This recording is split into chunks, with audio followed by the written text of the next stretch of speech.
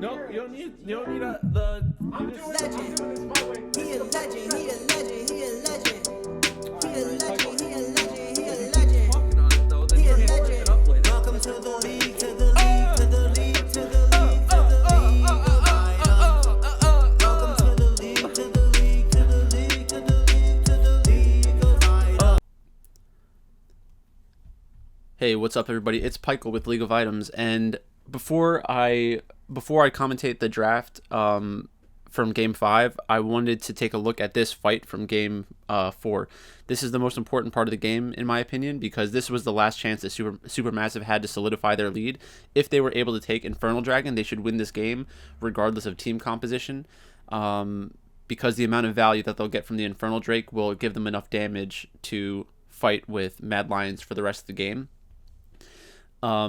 During the draft, they picked Vayne in their last pick, and I kind of like the pick. I think that it makes sense. It makes sense because their team needed a lot of additional damage to be competitive in the late game team fights, unless they steamrolled early, which you can't really depend on. So right now in the game, if you take a look at the minimap, Mad Lions is kind of caught in between two objectives. Let me get rid of my camera real quick. So they're basically caught between these two objectives. They thought to themselves, let's try to pick off the set in the bot lane, but then they also thought to themselves, like, we can't just give up mid for free, and Dragon isn't up yet, so like if we get a kill on the set, are we going to be able to contest Dragon? Like, what if he makes us run around and chase him? So they're kind of stuck a little bit. So they decide to kind of start peeling back towards mid lane. So at this point, Supermassive should have already been standing in the mid lane. If you look at the timer, they still had about 10 seconds to get to the Drake. And I think that the Drake should be the priority. So I think instead of going to mid lane and pushing out this wave, while it's an okay decision, I think the better decision would be to solidify their position around Dragon so that they know exactly where this team fight is going to take place, and it'll increase the chances that they find a pick with Lilia before the fight starts. So if we're looking at summoners, everybody's flash is up. Basically, all of the combat summoners are up. So right now, this is where I start to think that Supermassive was kind of making a mistake. So you like in a lot of games, in a lot of even like war, I guess, there's like a line of demarcation where once they pass this line, we have to fight them. And it's because like that's where your positional advantage starts to be contested. So as Supermassive, Set was still looking for a flanking opportunity. I really don't think it was necessary to come from the bottom, because he's going to have to run all the way through here to try to get onto the back line. And I know it just looks like an arrow, but you have to think to yourself, this is time. It takes time to get back here. And Mad Lions has Ezreal, which is a poke champion, can get down a lot of damage before the team fight even really starts. And then, yeah, you can ask yourself, what were the other options, right? So if you're Supermassive, I think you focus on this part of the map right here. You tell Sion, Lilia, and probably even Set to like focus on this area right here. Like, your job is to make sure that we keep them as close to this line as possible, and we start making them force summoners. So then what do? They just focus on the Dragon with Vayne, and Cacao can peel off from this position and smite at the end. Like, Shadow is looking for a flank. Well, not really a flank, but this is a good position for Shadow, because it allows Shadow to dash into the pit just in case there's a smite opportunity. But Cacao is 3 levels up, so you should never lose this objective if you're Supermassive. But let's take a look at how it plays out, and we'll go slow. All right, so Mad Lions begins to walk up. Zeitnot is looking to clear the pink ward. Sion gets engaged on, but that's not going to do anything to Sion. He has a ton of health and a ton of tankiness, so he's not afraid of this at all. Like, even if Sion is like 50 or 60% health, like, he's probably not afraid that he's going to die in this fight. And this is when things start to get a little questionable, right? So if we look at the minimap again, Cacao is on the side, Set is on the side, and then we have 3 members for Supermassive in the middle. So Set is kind of thinking like, if we start the dragon, I can keep Graves out of the pit, and maybe we get a free Infernal out of it. Because like I said, with Cacao and the 3-level advantage, all they really had to do was get into a 50-50 smite, and they'd have a chance to win away the dragon. But let's play it again.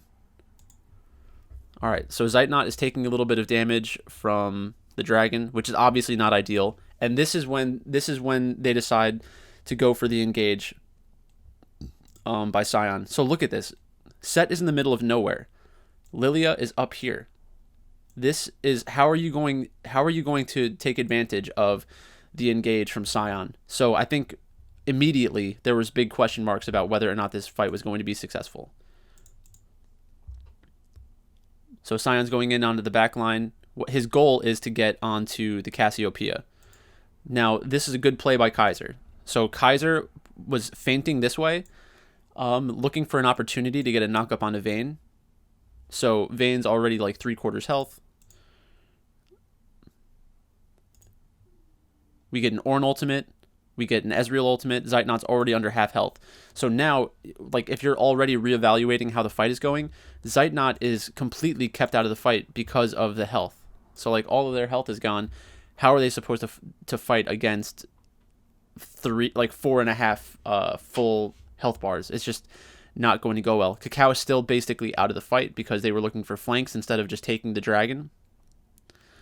So this is like, if you think about it from a damage perspective, I mean, Zeitnot is probably what 50 to 60% of your damage in a team fight, and the longer it goes on, the higher that number becomes. Leona's not doing much damage in a team fight. Set's really not doing that much damage in a team fight. It's not going to swing the fight one way or the other. And then Sion, like, yes, he can do damage, but they're not the primary damage sources. It's really Lilia and Vayne, and it's not even really Lilia. It's mostly just Vayne. So once you have Vayne in this spot where Vayne is basically dead, like, you can't even really do anything at this point. So I think there were a few mistakes. Going in way too deep on the Cassiopeia, focusing Alistar with a lot of your damage in the beginning of the fight, because look, Kaiser had his ultimate and he's still more healthy than the opposing support or the opposing AD carry. So I do think that it was a really good play by Kaiser, but it was even more of a bad play by Supermassive because they didn't just focus on the objective they should have. Their only 2 legitimate calls were force a dragon for a smite fight because you're up 3 levels, or you could say, let them take this one dragon, and we'll get mid lane so that we don't get into a tower disadvantage. And it's really the dragon. You should be doing the dragon. So that's basically it for that. Now we're going to go into the pick ban. I didn't watch it. This is going on live right now. So let's go to live. So you see, this is the game that's going on right now at half speed. So I'll go to full speed. But let's go backwards. So I didn't even really look at the champions right there. So let's just think about this in live time. So we had Akali ban, very good champion in my opinion. Orianna ban, she's basically undefeated at the World Championship.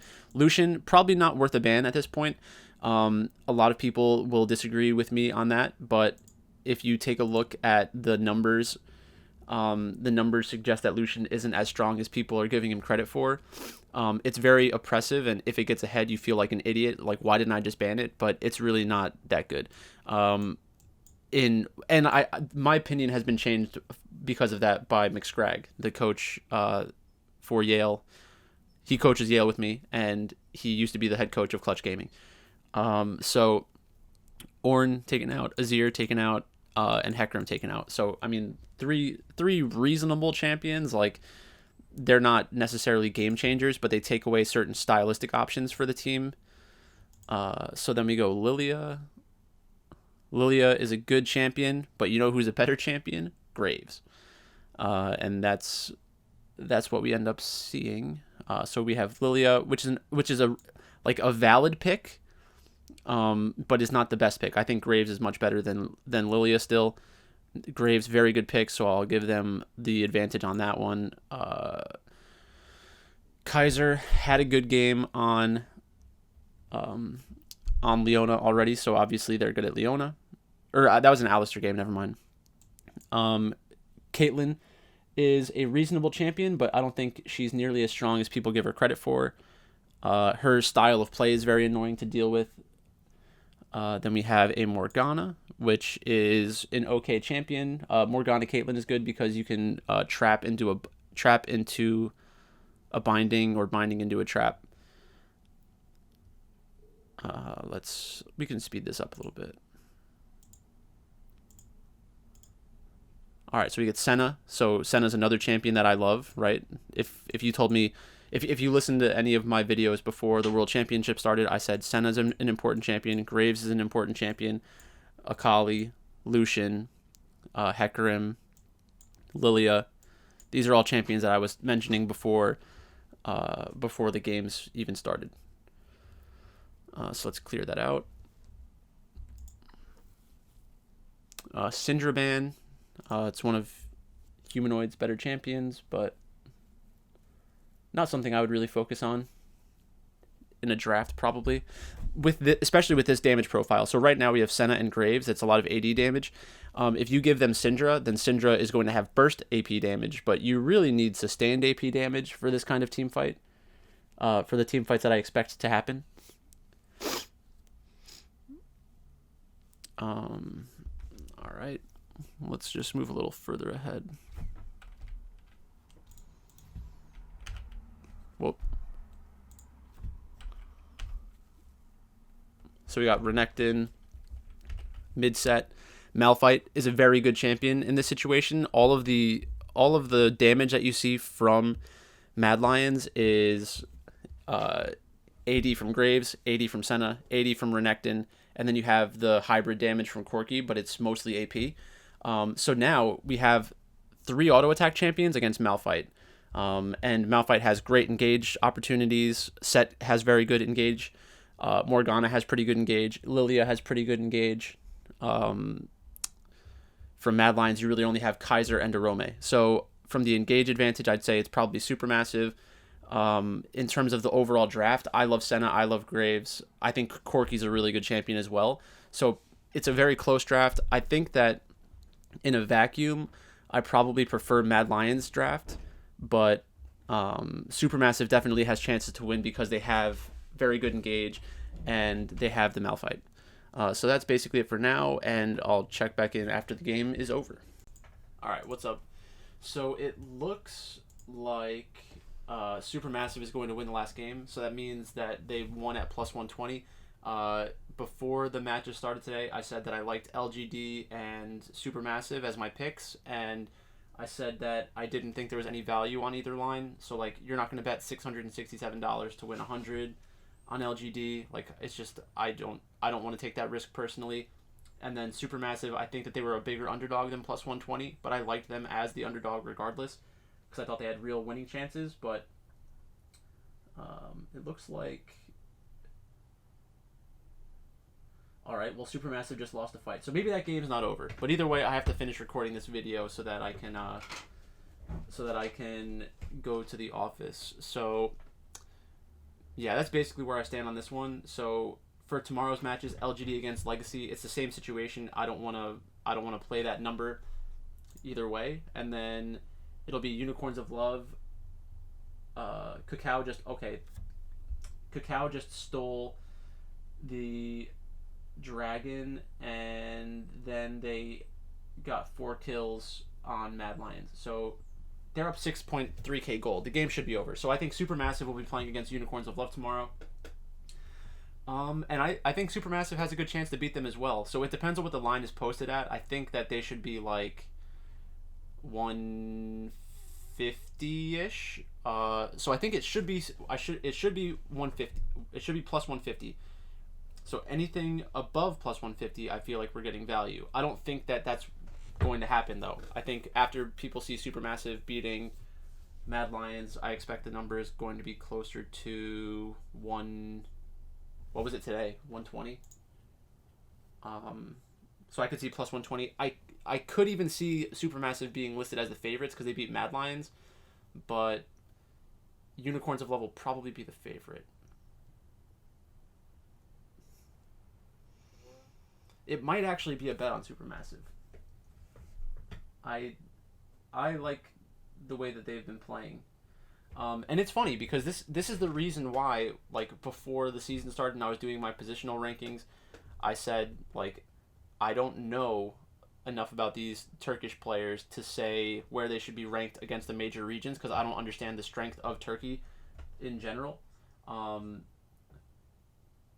But, I mean, obviously, Kakao, he's one of the most famous junglers of all time. So, like, that's basically all it comes down to. It's for a good reason.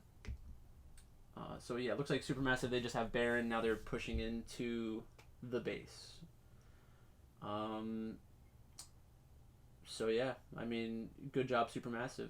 I need to check where I had Mad Lions listed before the World Championship started.